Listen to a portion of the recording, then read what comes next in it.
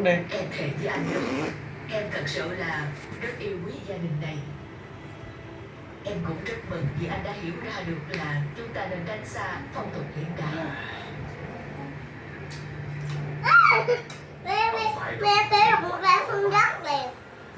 Anh nghĩ em gái của anh Em xuống cộng chứ. cũng đang cảm thấy rất là rối rồi. Phải. Đấy, nổi rồi. Con nuốt chưa, quên hả miệng ra ba coi coi. Rồi cắn ít thôi nha.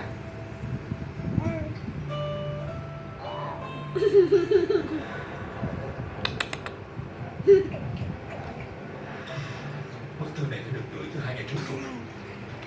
Sao vậy? Ăn đó đi, muốn vô.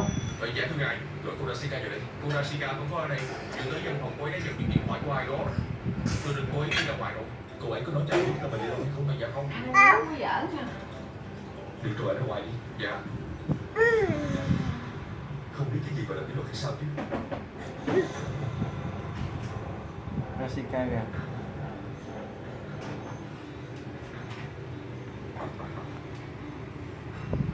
Tôi chào được không? Rashika là ai? Đây anh này nè, Làm cái gì? trợ lý gì đó. Wow. Này hết tụi mình Tôi chạy. nghe nhân viên nói là ngài đã yêu thương. Tại sao cô lại rời khỏi văn phòng mà không báo cho anh biết vậy? Nè. Xin lỗi ngài.